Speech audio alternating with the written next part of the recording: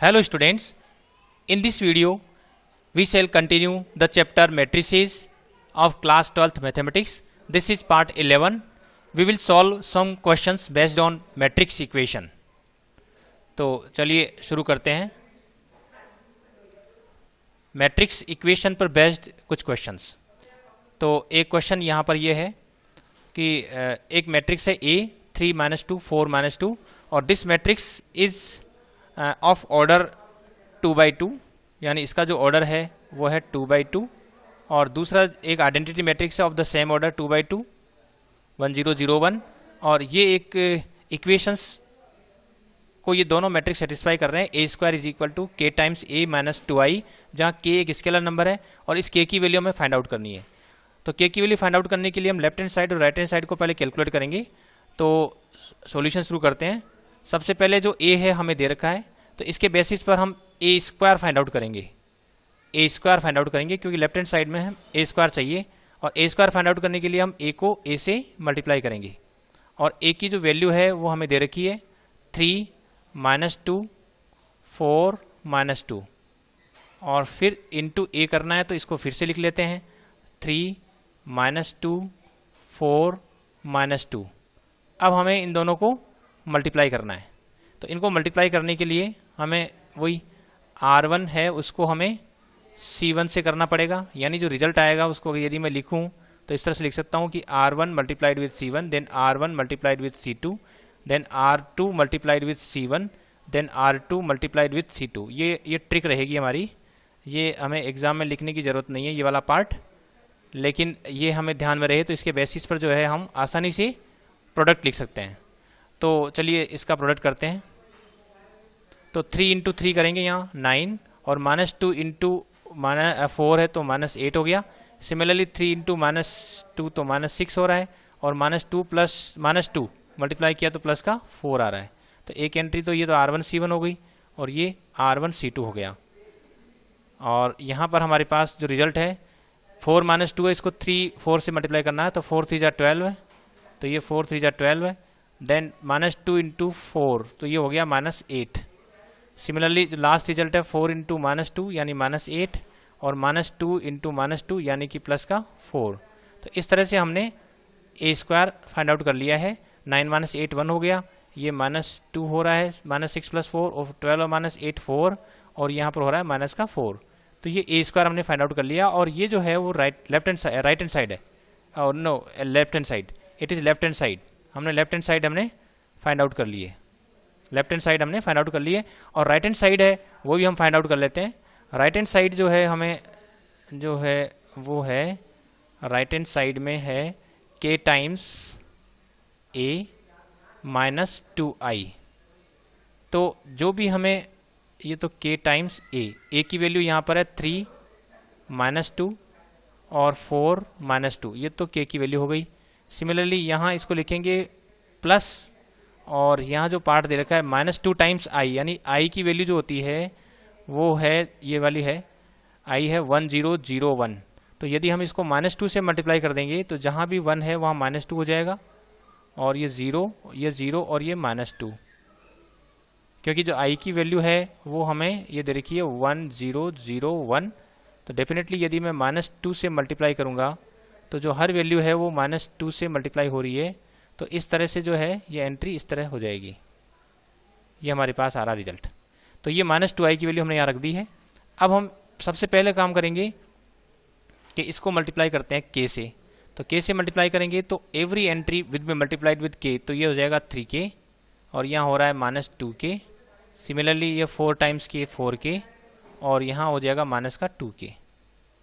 और यहाँ ये मैट्रिक्स हमें दे रखा है -2 0 0 -2। अब हम इसको फर्दर सॉल्व कर लेते हैं। तो ये रिजल्ट आ रहा है हमारा, इसको सॉल्व करने पर ये हो गया 3K -2 और ये -2K + 0, -2K + 0 यानी -2K, और ये हो गया 4K और इधर हो रहा है -2K -2। ये हो गया राइट हैंड साइड।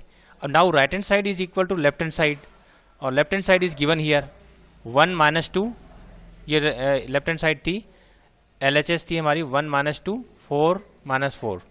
तो यहाँ लिख देते हैं 1 माइनस 2, ये हो गई 1, ये जो ऊपर एंट्री है यहाँ से आ रही है, ये 1 है, यहाँ 1 माइनस 2 4 माइनस 4, तो 1 माइनस 2 और 4 माइनस 4। अब हम चूँकि ये लेफ्ट हैंड ये जो एक मैट्रिक्स है और this matrix is given equal to this matrix, और दो मैट्रिक्स तभी इक्वल हो सकते हैं जब इनकी कॉरस्पॉन्डिंग एंट्रीज इक्वल हो। तो यहाँ से हमारे पास जो रिजल्ट आएगा वो ये है कि जो 3k माइनस 2 है, 3k minus 2 this must be equal to 1, ये 1 होना जरूरी है। सिमिलरली ये जो माइनस 2k है इसको जो है वो माइनस 2k इक्वल होना पड़ेगा। सिमिलरली जो 4k है इसको 4k इक्वल होना पड़ेगा, 4k इक्वल टू 4, और इधर जो माइनस 2k माइनस 2 है इसको माइनस 4k इक्वल होना पड़ेगा। अब यदि हम इसको सॉल्व करते हैं तो 3k will be equal to 3, so k will be equal to 1। और इसी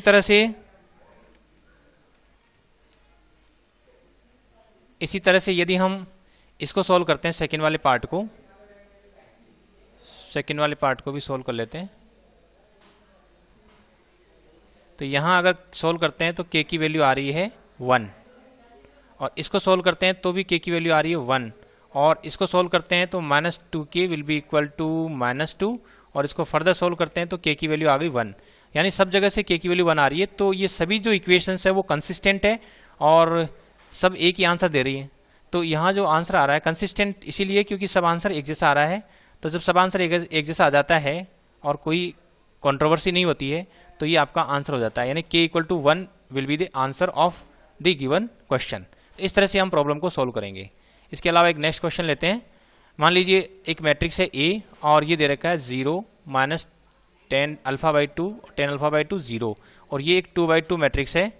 और सपोज I एक identity matrix of the same order, तो डेफिनेटली I है उसको मैं लिख सकता हूँ, सेम ऑर्डर का है तो 1 0 0 1, ये I हो गया। अब इसके बेसिस पर हमें ये शो करना है कि I प्लस A जो है वो I minus A times cos alpha minus sine alpha और साइन अल्फा कोस अल्फा के इक्वल है। तो इसमें लेफ्ट हैंड साइड तो बहुत आसान है, इसको तो हम आसानी से कैलकुलेट कर सकते हैं।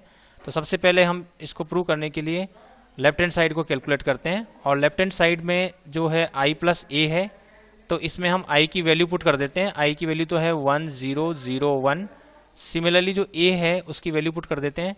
A की वैल्यू यहाँ पर आ रही है 0 और माइनस 10 अल्फा बाई 2, ये 10 अल्फा बाई 2 है, और यहाँ पर है 10 अल्फा बाई 2 और यहाँ पर है 0। यदि हम इन दोनों को ऐड कर देते हैं तो लेफ्ट हैंड साइड हमें फाइंड आउट कर लेंगे। ये 1 हो गया, 0 और माइनस 10 अल्फा बाई 2, ये माइनस 10 अल्फा बाई 2 हो गया है। सिमिलरली 0 प्लस 10 अल्फा बाई 2, ये 10 अल्फा बाई 2 हो गया है, और इधर जो 1 प्लस 0 ये 0 हो गया है। तो लेफ्ट हैंड साइड है ये। अब राइट हैंड साइड को सोल्व करने पर भी यही आना चाहिए। इसके लिए हमें पहले I माइनस A चाहिए। राइट हैंड साइड को कैलकुलेट करने के लिए हमें I माइनस A की वैल्यू फाइंड आउट करनी पड़ेगी, और I जो है वो तो है 1 0 0 1, और प्लस माइनस A करना है, यानी जो भी A दे रखा है उसका माइनस करना। ये वाला पार्ट A है तो इसका माइनस A कर लेते हैं, माइनस से मल्टीप्लाई कर देते हैं हर एंट्री को। तो यहाँ हमारे पास ये एंट्री आ जाएगी, और इधर जो है माइनस से मल्टीप्लाई करने पर 10 अल्फा बाई 2 हो गया, और इसको माइनस से मल्टीप्लाई करने पर कोई फ़र्क नहीं पड़ा। तो ये प्लस लगा दिया है मैंने। एक्चुअली इसको मैंने पहले लिखा है I प्लस माइनस A, और फिर इसको फर्दर ऐसे सोल्व कर लिया है। तो ये हमारे पास रिजल्ट आ गया। इससे थोड़ी सुविधा रहती है, गलती की संभावना कम होती है। तो ये वाला जो पार्ट है ये सोल्व करने पर ये हो गया 1, और 0 इससे मल्टीप्लाई हुआ तो ये हो गया 10 alpha by 2, 10 alpha by 2। Similarly यहाँ हो रहा है माइनस 10 अल्फा बाई 2, और ये हो रहा है 1। तो ये हमने I minus A find out कर लिया है। अब हमें जो रिजल्ट चाहिए वो राइट हैंड साइड को सॉल्व करने के लिए तो I माइनस A लिखना है, फिर ये वाला पार्ट जो भी ये रिजल्ट आया इस रिजल्ट को इस मैट्रिक्स से मल्टीप्लाई करना है। तो अब आगे चलते हैं। तो राइट हैंड साइड जो थी हमारी वो थी I माइनस A टाइम्स ये मैट्रिक्स जो हमें दे रखा है यहाँ पर, और ये मैट्रिक्स हमें दे रखा है cos alpha minus sine alpha. यहाँ लिख लेते हैं cos alpha minus sine alpha, फिर यहाँ दे रखा है साइन अल्फा और कोस अल्फा। ये चेक कर लेते हैं। Cos alpha minus sine alpha तो था, फिर sine alpha cos alpha, sine alpha cos alpha, और ये है cos alpha minus sine alpha. और यहाँ ये जो I माइनस A है इसकी वैल्यू ये रही, आई माइनस ए अभी जस्ट हमने फाइंड आउट किया है, तो वो वैल्यू हम इसमें सब्स्टिट्यूट कर देते हैं। तो यहाँ हमारे जो राइट हैंड साइड है वो हो जाएगा 1 tan अल्फ़ा बाई 2 और ये हो रहा है माइनस tan अल्फ़ा बाई 2 और यहाँ 1 है और इसको हमें इससे मल्टीप्लाई करना है कोस अल्फ़ा माइनस साइन अल्फ़ा, यहाँ हो गया साइन अल्फ़ा और ये है कॉस अल्फ़ा। अब इसको हम फर्दर सोल्व करते हैं, ये जो पार्ट है इसको हमें फर्दर सोल्व करना है। तो तरीका वही है, यानी R1 है उसको C1 से मल्टीप्लाई करेंगे, ये जो R1 है इसको हमें C1 से मल्टीप्लाई करना है। तो 1 इंटू कोस अल्फ़ा, तो 1 इंटू कोस अल्फ़ा यानी कि कोस अल्फ़ा और यहाँ हो रहा है tan alpha by 2 plus tan alpha by 2 into sine alpha, tan alpha by 2 into sine alpha. इसी तरह से जो है यहाँ पर 1 इंटू माइनस साइन अल्फ़ा यानी कि माइनस साइन अल्फ़ा आ गया और जो tan अल्फ़ा बाई 2 है इसको इससे मल्टीप्लाई करेंगे तो tan अल्फ़ा बाई 2 और कोस अल्फ़ा। इसी तरह से जो माइनस tan अल्फ़ा बाई 2 है, tan अल्फ़ा बाई 2 है इसको कोस अल्फ़ा और इसी तरह से जो 1 इंटू साइन अल्फ़ा यानी कि साइन अल्फ़ा हो गया है और यहाँ जो माइनस tan अल्फ़ा बाई 2 को माइनस, क्योंकि R2 को साइन C2 से करना है तो minus tan alpha by 2 into minus sine alpha, ये हो गया tan alpha by 2 into sine alpha और 1 इंटू कोस अल्फ़ा, तो ये हो जाएगा कोस अल्फ़ा। ये एंट्रीज यहाँ तक आ गई है और अब हमें जो इसको लाना है, रिजल्ट जो लाना है वो है i माइनस ए यानी कि यहाँ 1 आना चाहिए, इसको सोल्व करने पर 1 आना चाहिए, यहाँ माइनस tan अल्फ़ा बाई 2 आना चाहिए। i plus E left hand side का जो एंट्री है वही है 1 है, यहाँ 1 है तो यहाँ पर 1 आनी चाहिए, यानी कि ये जो पार्ट है इसको सोल्व करें पूरा तो ये 1 हो जाना चाहिए, ये वाला पार्ट पूरा सोल्व होने पर 1 होना चाहिए। अब हम इसको सोल्व कर लेते हैं। तो यहाँ जो भी एंट्रीज है, लेट अस सपोज ये जो एंट्रीज है इसको मैं कुछ नाम दे देता हूँ। ये सपोज पहली एंट्री ए है, ये एंट्री सपोज बी है, ये सी है और ये डी है। अब हम ए बी सी डी की वैल्यू फाइंड आउट कर लेते हैं कितनी आती है। तो जो ए है वो कितना है, यहाँ ए की जो वैल्यू है वो है कोस अल्फ़ा, यहाँ लिख लेते हैं कोस अल्फ़ा, ये cos alpha plus tan alpha by 2 और इंटू साइन अल्फ़ा, ये वाली वैल्यू है। अब इसको हमें सोल्व करना है, तो इसको सोल्व करने के लिए ये तो कोस अल्फ़ा है, इसको लिख लेते हैं sine alpha by 2 divided by cos alpha by 2 और ये है साइन अल्फ़ा। अब ये कोस अल्फ़ा बाई अपॉन 2 है, अपॉन 1 है, तो अब इसमें हम एलसीएम ले लेते हैं। तो एलसीएम लेंगे तो यहाँ आ रहा है एलसीएम कोस अल्फ़ा बाई 2 और जब हम सोल्व करते हैं तो ये हो जाएगा cos alpha by 2 plus sine alpha by 2। तो यहाँ जो है फॉर्मूला लग गया हमारा कोस ए कोस बी प्लस साइन ए साइन बी, तो ये होता है कोस ए माइनस बी यानी कि अल्फ़ा माइनस अल्फ़ा बाई 2 और कोस ए माइनस बी यानी कोस अल्फ़ा माइनस अल्फ़ा बाई 2 और ये है कोस अल्फ़ा बाई 2। यहाँ जो फॉर्मूला लगा है वो फिर से लिख देता हूँ, यहाँ पर यहाँ लगा है कोस ए कोस बी प्लस साइन ए साइन बी। ये जो फॉर्मूला है ये सिंपल फॉर्मूला जो हमने 11th में पढ़ा था, सीखा था, साइन ए साइन बी, ये जो है इसकी वैल्यू होती है कॉस ए माइनस बी। ये जो फॉर्मूला है वो हमने यहाँ पर अप्लाई कर दिया है, यहाँ अप्लाई हुआ है। तो ये फॉर्मूला जब अप्लाई हो गया तो रिजल्ट आ गया हमारा ये, और इसको देखते हैं तो cos alpha by 2 cos alpha by 2, तो ए की वैल्यू 1 आ गई है। अब हम बी की वैल्यू फाइंड आउट करेंगे और जो बी है वो है, बी की वैल्यू देखिए कितनी है, बी है minus sine alpha plus tan alpha by 2 cos alpha, minus sine alpha plus tan alpha by 2 cos alpha, ये थी बी की वैल्यू। माइनस साइन अल्फ़ा, ये बी है यहाँ पर, minus sine alpha plus tan alpha by 2 cos alpha, तो minus sine alpha plus tan alpha by 2 cos alpha. इसको हम फर्दर सोल्व कर लेते हैं। तो जो तरीका अभी अपनाया था वही तरीका फिर से अपनाते हैं, अपॉन 1 कर लेते हैं, इसको भी ऐसे लिख लेते हैं sine alpha by 2 upon cos alpha by 2 और यहाँ जो है इसकी वैल्यू है कोस अल्फ़ा। अब हम यहाँ एलसीएम ले लेते हैं, एलसीएम आ रहा है कोस अल्फ़ा बाई 2 और यहाँ हो रहा है minus sine alpha cos alpha by 2 plus cos alpha sine alpha by 2, ये रिजल्ट आ गया।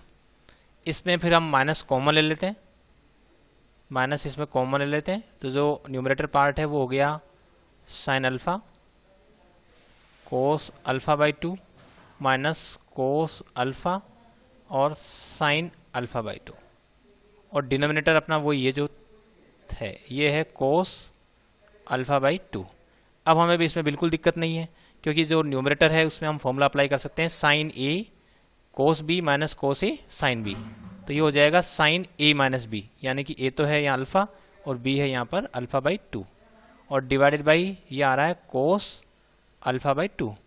तो अपर जो पार्ट है न्यूमरेटर है वो हो गया साइन अल्फा बाई 2 और डिनोमिनेटर हो गया कोस अल्फा बाई 2, और इसको हम फर्दर सोल्व करते हैं तो ये आ रहा है टेन अल्फा बाई 2। तो इस तरह से जो है b की वैल्यू हमने फाइंड आउट कर ली है, वो है माइनस टेन अल्फा बाई 2। और c जो है यहाँ देखते हैं c क्या है, c की वैल्यू और जो b की वैल्यू को अगर ऑब्जर्व करते हैं तो देखिए इसमें आ रहा है minus tan alpha by 2 cos alpha plus sine alpha, और यहाँ आ रहा है ये जो है साइन अल्फा यहाँ प्लस का है या माइनस का है, ये जो minus tan alpha by 2 cos alpha यहाँ है plus tan alpha by 2 cos alpha. तो हम यहाँ जो है अपनी सिंपल ऑब्जर्वेशन से हम देख सकते हैं जो c है वो माइनस बी के इक्वल ही है, c है वो माइनस बी के इक्वल ही है, ये हम यहाँ से आसानी से ऑब्जर्व कर सकते हैं। क्योंकि यदि मैं इसको यदि मैं माइनस से मल्टीप्लाई करता हूँ, इस b को यदि माइनस से मल्टीप्लाई करता हूँ तो ये हो जाएगा साइन अल्फा और ये हो जाएगा minus tan alpha by 2 cos alpha. तो c जो है वो माइनस बी के इक्वल ही है, तो c तो हमें कैलकुलेट करने की आवश्यकता नहीं है, c जो है वो डेफिनेटली माइनस बी के इक्वल है, और b हम कैलकुलेट कर चुके हैं माइनस टेन अल्फा बाई 2। ये जो था वो b की वैल्यू थी, ये b की वैल्यू हम कैलकुलेट कर रहे थे, ये b है, ये b की वैल्यू है जो हम कैलकुलेट कर रहे थे इतनी देर से। देखिए b था और इस b की वैल्यू कैलकुलेट करते करते हम यहाँ तक पहुँचे थे, b आ गया, तो c जो है वो माइनस b है, इसलिए ये हो गया टेन अल्फा बाई 2। तो ये c की वैल्यू भी हो चुकी है। अब d देखते हैं d क्या है। d जो है वो है tan alpha by 2 sine alpha plus cos alpha, और यहाँ पर देखिए ये जो वैल्यू दिख रही है ये वाली वैल्यू और ये वाली वैल्यू बिल्कुल एक जैसी है। तो यहाँ ऑब्जर्वेशन से हमें पता लग रहा है कि जो d है वो कुछ नहीं है, वो a ही है, और चूंकि a की वैल्यू हम पहले से फाइंड आउट कर चुके हैं, a की वैल्यू हम पहले से फाइंड आउट, ये a की वैल्यू थी और इसको मैं लिख देता हूँ यहाँ पर, ये a है और ये भी a ही है, और a की वैल्यू यहाँ पर 1 आ रही है।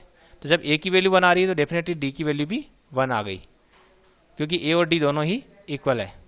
तो d इज इक्वल टू 1 लिख देते हैं, तो ये हो गया d इज इक्वल टू 1।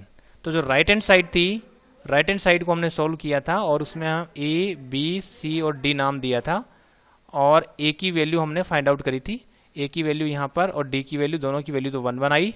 और इसके अलावा जो b है वो माइनस टेन अल्फा बाई 2 है, और जो c है वो माइनस b यानी कि 10 अल्फा बाई 2 है, तो ये आ रहा है 10 अल्फा बाई 2। तो इस तरह से हमने जो है वैल्यू फाइंड आउट कर ली है। RHS देख रहे हैं, और जो लेफ्ट हैंड साइड थी LHS जो हमने कैलकुलेट किया था उसको यहाँ फिर से लिख लेते हैं। तो लेफ्ट हैंड साइड था हमारा, यहाँ से वापस चलते हैं, लेफ्ट हैंड साइड था ये रहा, ये लेफ्ट हैंड साइड यहाँ है, LHS ये रहा, वही 1 minus tan alpha by 2, 10 alpha by 2 0 है। तो ये वाली वैल्यू यदि हम वहाँ रखें 1, यहाँ 1 और यहाँ 1, यहाँ 0 है, यहाँ नहीं, यहाँ 0 नहीं है, यहाँ देखिए ध्यान से देखें तो ये तो 1 हो गया, और ये माइनस टेन अल्फा बाई 2 है, ये 10 अल्फा बाई 2 है, लेकिन 1 प्लस 0, तो यहाँ पर जो है ये 0 प्लस 1 है। तो एक्चुअली यहाँ जो एंट्री है वो इस तरह से है, ये 1, ये माइनस टेन अल्फा बाई 2, और ये हो गया 10 अल्फा बाई 2, और ये हो गया 1। तो इसका मतलब यहाँ भी 1 1 है, यहाँ दोनों जगह 1 1 है, और यहाँ जो है minus tan alpha by 2 plus 10 alpha by 2 है। तो LHS भी उतना ही आ रहा है जितना कि RHS आ रहा है। यहाँ मैं इसको यहाँ वापस पुट कर देता हूँ, यहाँ 1 था, यहाँ 1 था, और यहाँ माइनस टेन अल्फा बाई 2 है, और ये भी है 10 अल्फा बाई 2 है। तो इस तरह से हम देख रहे हैं कि लेफ्ट हैंड साइड जो है वो राइट हैंड साइड के इक्वल आ रही है, और जब ये हो जाता है इसका मतलब हमने उन पर्टिकुलर a और i के लिए जो भी कंडीशंस, हमें जो इक्वेशंस थी उसको वेरीफाई करना था कि वो इक्वेशंस ट्रू है, वो हमने वेरीफाई कर लिए। लेफ्ट हैंड साइड और right hand side both are found to be equal. तो इस तरह से मैट्रिक्स ऑपरेशंस जिसमें एडिशन, सब्ट्रैक्शन, मल्टीप्लिकेशन होता है, इनको काम में लेकर हम जो है गिवन इक्वेशंस को वेरीफाई कर सकते हैं for the given matrices. Thanks for watching this video.